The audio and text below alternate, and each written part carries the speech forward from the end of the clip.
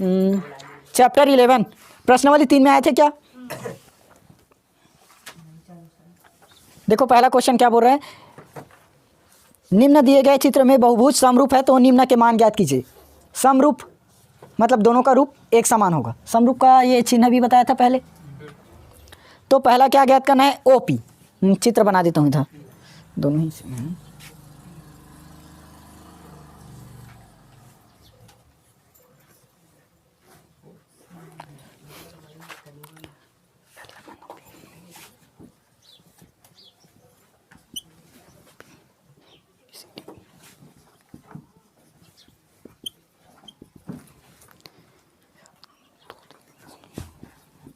मिलाओ तो मान से ही ना सब।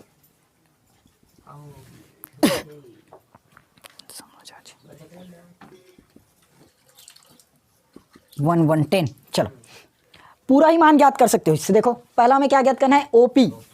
ओपी ये फाइंड करना है ना, ओ से पी। तो हम लोग ये वाला ले सकते हैं क्या, पी एल बटे एल एम, क्योंकि समरूप त्रिभुज है, सॉरी समरूप चित्र है ना, तो समरूप चित्र में ऐसे कर सकते हैं पी एल बटे में एल एम। तो इसकी समरूप भुजा कौन सी होगी, ई ए बटे में, अरे हाँ सॉरी यार ओपी निकाल रहे हैं ना, ओपी लेना था। देखो ओपी निकालना है तो ओपी इस तरफ, ये ओपी की समरूप भुजा ईडी।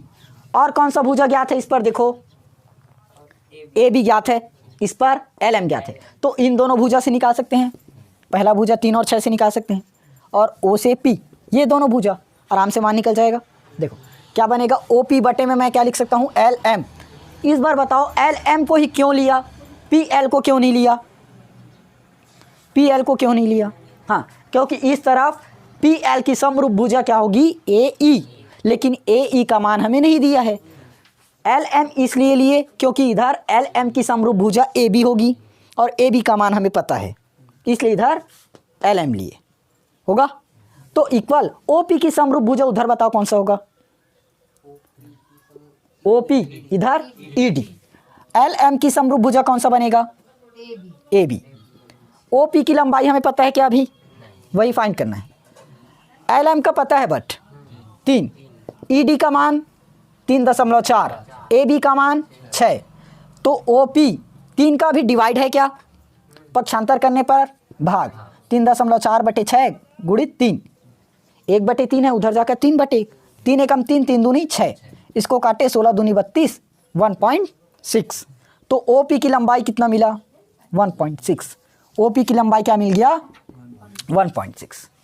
अब यदि मैं पूछा सी बी की लंबाई, मतलब बी सी की लंबाई बताओ, क्वेश्चन ये नहीं होगा ना, अलग है, बट मैं पूरा का निकाल कर दिखा रहा हूँ। बी सी की लंबाई पूछा तो कौन कौन सा भुजा ले सकते हो, जल्दी बताओ।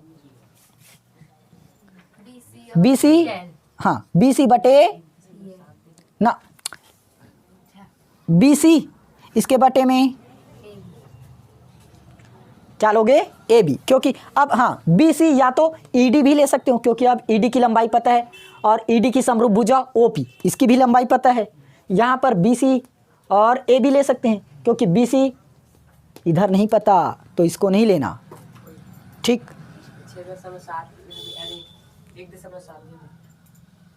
अरे हाँ ये गलत है, 1.7 आएगा काटने पर। चलो क्वेश्चन के अकॉर्डिंग ही बता रहा हूँ। चलो सेकंड क्वेश्चन क्या बोला है, ई ए। ई ए, अब ई ए कौन सा भुजा है, देखो ये वाला भुजा, ये भुजा पता करनी है। तो मैं क्या ले सकता हूँ, ई ए बटे में ए बी, क्योंकि इधर हमें ए बी का समरूप एल एम की लंबाई हमें पता है, और ई ए का समरूप पी एल का भी पता है, बन जाएगा। ई ए का समरूप कौन सा होगा, पी एल, ए बी का समरूप एल एम। ई ए की लंबाई ज्ञात करना है, ए बी की लंबाई 6, पी एल की लंबाई 2, एल एम 3, 3 दूनी 6 और 2 दूनी, ई ए बराबर ये 2 भाग में उधर जाकर 2 गुणित 2 बराबर 4 आ गया, समझ आया। अब ये बताओ तो यहाँ पर 110 डिग्री है, तो यहाँ कितना डिग्री बनेगा, 110, क्योंकि दोनों ही समरूप है, तो जितना इधर बनेगा उतना ही इधर भी बनेगा। क्लियर हुआ? बाकी बना लोगे ना? हाँ देखो क्या बोला है, बहुभुज 5वां नंबर का बता रहा हूँ ना, DEABC, DEABC समरूप होगा बोल रहा है। समरूप, तो समरूप जिस भुजा से स्टार्ट होगी उसी भुजा पर हमें जाना है। डी बिंदु देखो, इस पर डी बिंदु पहले में कहाँ है, ये वाला, तो इस पर कौन सा भुजा लें, मतलब कौन सा बिंदु, यहाँ डी बिंदु लिए हैं तो ओ बिंदु। डी के बाद कहाँ गए, ई पर, तो यहाँ पर कहाँ जाओगे, पी पर, तो दूसरा क्या बना, पी। तीसरा क्या है, ए, ई के बाद ए, तो तीसरा हमारा एल, तो क्या बन जाएगा, कितना लेना है, 5, O P L M N. समझ आया? First question complete. जितना बचा है उसको बनाओगे। हाँ ये है ना, इस प्रकार से, मतलब ये वाला और ये वाला भुजा दोनों समांतर है, और यहाँ पर डबल खींच दिया, मतलब ऊपर और नीचे वाला समांतर है। ये x + 2 x + 2 बस इतना ही दिया है ना, और कुछ नहीं दिया। यहाँ पर ये 12 और इस जगह कुछ नहीं है, यहाँ पर 15। नाम दे दें क्या, ABCD PQRS।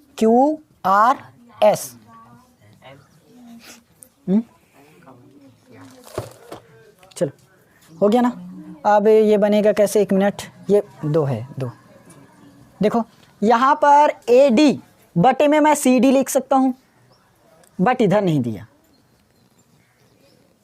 देखो समांतर चतुर्भुज की सम्मुख भुजा बराबर होती है क्या, CD का सम्मुख कौन है, सम्मुख मतलब जानते हो ना, सामने वाला, तो CD के सामने में कौन सी भुजा है, अरे ये AB है, AB है, ये A है यार, ये तो CD के सामने में कौन सा दिख रहा है, AB, तो ये वाला 8 है, तो ये कितना होना चाहिए, 8, क्योंकि समांतर बराबर होगा। x + 2 AD है, तो BC x + 2 होना चाहिए। PS 15 है, तो QR 15 और SR 12, तो इस पर y कहाँ है, अरे हाँ y तो इधर है यार। चलो देखो x + 2 बटे 8 कर सकता हूँ क्या मैं, x + 2 8 a, x + 2 बटे में 8, और इधर 15 बटे 12, क्योंकि इसके सम्मुख भुजा x AD लिए हैं, x + 2, तो AD वाले का सम्मुख मतलब क्या बोलते हैं इसको, संगत, संगत, संगत, AD का संगत इस पर PS होगा, तो इसका संगत PS है, तो कितना है PS में 15। अब इधर क्या लिए, CD, CD का संगत इसमें 12 होगा, ये लो आ गया 12।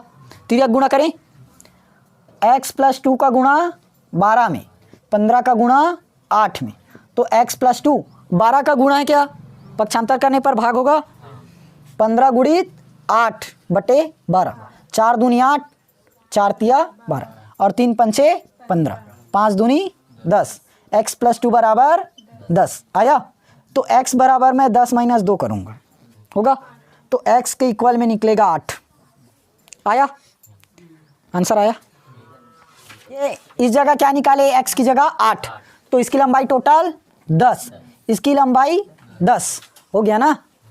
अब y का मान पता करें, देखो y यहाँ इस पर कोण नहीं दिया एक, अच्छा हाँ यहाँ दिया है ना 70 अंश। अब समांतर चतुर्भुज की सम्मुख कोण भी समान होती है, ये तो जानते हो, जैसे समांतर चतुर्भुज की सम्मुख भुजा बराबर हुआ, वैसे ही सम्मुख कोण भी बराबर होगा।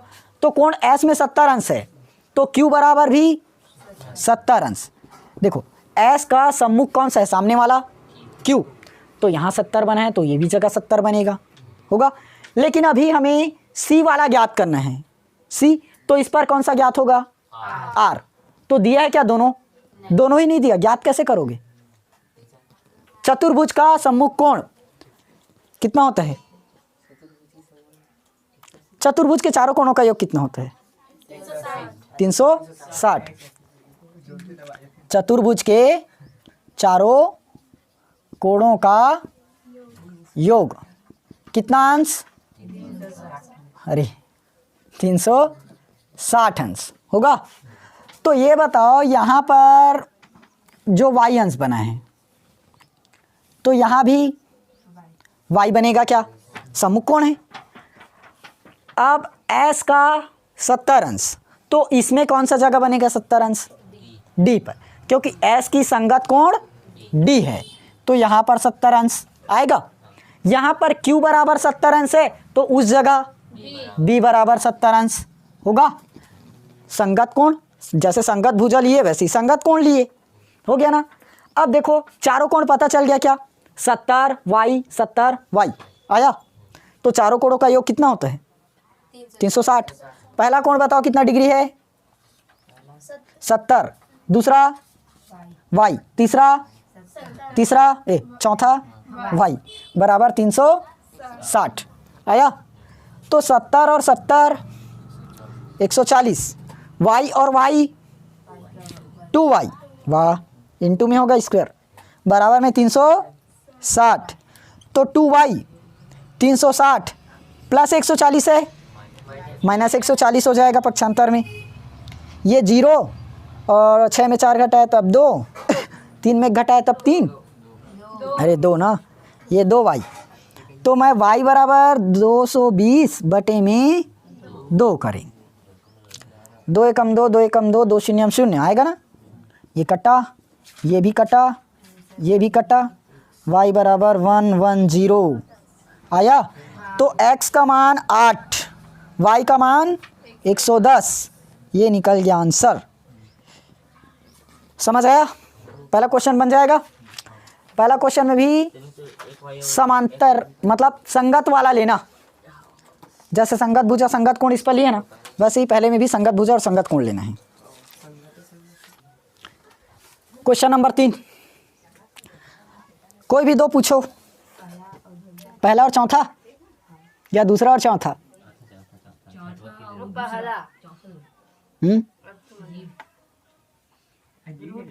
बताओ जल्दी, दूसरा और चौथा, पहला बन जाएगा। चलो पहला चित्र को हम ना दूसरा चित्र को मोड़ेंगे थोड़ा सा।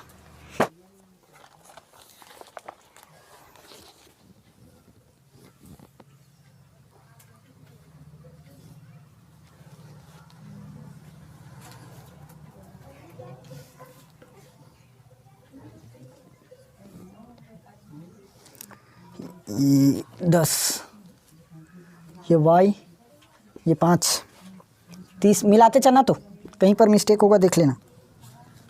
60 x z और यहाँ 7√3, 14 यहाँ आएगा। ओ देखो चलो, इस जगह पर कितना डिग्री बनेगा 90 डिग्री, तो यहाँ भी 90 डिग्री। त्रिभुज के तीनों कोणों का योग जानते हैं क्या, कितना अंश होता है 180। त्रिभुज के तीनों कोणों का योग, तीनों कोणों का योग बराबर 180। एक कोण यहाँ पर z बना है क्या, और एक कोण 90 अंश, एक कोण 60 अंश, कितना होना चाहिए तीनों मिलाकर 180। 90 और 60 को जोड़ो जल्दी, 150 बराबर 180। तो कोण z बराबर 180 माइनस 150 कर देते हैं, कितना निकलेगा 30 अंश। तो कोण z बराबर 30 अंश, यहाँ कितना डिग्री बन गया 30 अंश।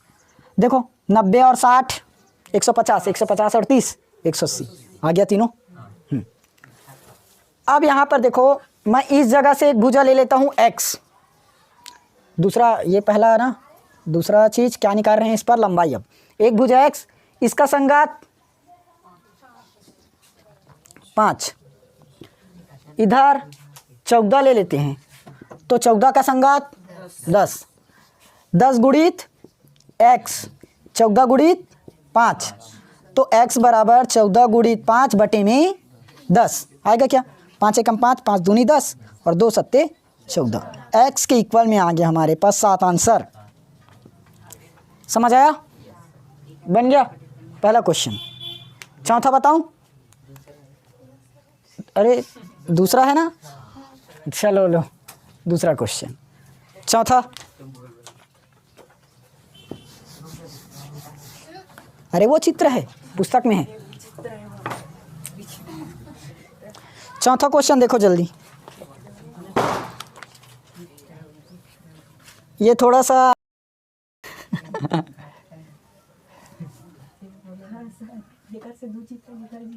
हाँ गुड। कितना चित्र निकलेगा? 2 चित्र। 10 12 16 15, 10 12 16 15। यहाँ x, यहाँ 6, यहाँ z, y। ये देखो, इस चित्र से हम 2 चित्र निकाल सकते हैं। दिख रहा है ना 2 चित्र?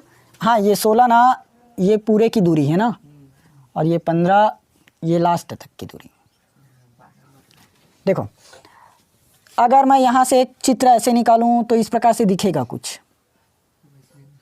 ये 6 2 x y है क्या? इसको भी निकाल देते हैं, बड़ा वाला चित्र। यहाँ 10 12 16 15। अब बन जाएगा। चलो देखो, यहाँ पर x है, x लिखिए, इसका संगत 15 होगा तो बटे में 15 ले लिए। यहाँ पर 6 है, 6, इसका संगत 10 तो 6 बटे 10। तो x गुणित 10, 15 गुणित 6, तो x का मान 15 गुणित 6 बटे में 10। 2 तिया 6, 2 पंचे 10, 5 तिया 15, x का मान 9। ये लो, एक मान निकला। अब y का मान निकालते हैं। देखो, इसका मान कितना निकला? 9 ना। देखो, इधर क्या है y, मैं बटे में इसका संगत ले लेता हूँ 16, y का संगत 16। तो इधर 6 को ही क्यों लिए? क्योंकि z का मान पता नहीं है। z का मान पता है क्या यहाँ पर? तो z और y तो 2 वैल्यू हो जाएगा। निकलेगा कैसे? तो इधर 6 बटे में 10, तो y गुणित 10, 6 गुणित 16, y बराबर 6 गुणित 16 बटे में 10। ये कटेगा, 2 तिया 6, 2 पंचे 10, 16 तिया 48 बटे 5, 5 नियम 45 और 5 छक्के 30 आएगा ना। ये लो, y का मान भी निकल गया। z बचा, ये y का मान कितना निकला? 9.6 आया। इधर z बटे में मैं 15 करूं, वाह गलत नहीं है। कितना आएगा? 12। z का संगत 12, तो मेरे जैसे एकदम लिखते चलते हो पूरा। इधर 6 बटे 10 ले लें क्या? 6, इसका संगत 10, तो z गुणित 10, 6 गुणित 12 आएगा। तो z बराबर 6 गुणित 12 बटे में 10। 2 तिया 6, 2 पंचे 10, 12 तिया 36 होता है ना। वाह, 36 तो होता है, हर बार थोड़ी ना गलत बताऊंगा। 5 नियम 5 सत्ते 35, 5 सत्ते 35, हाँ 5 सत्ते 35 और 1 बचा तो बाहर से दशमलव, तो 5 दूनी 10, 7.2। ये लो, तीसरा आंसर भी आ गया। इस पर y का मान निकालना छोड़ दिया था गलती से। वाह।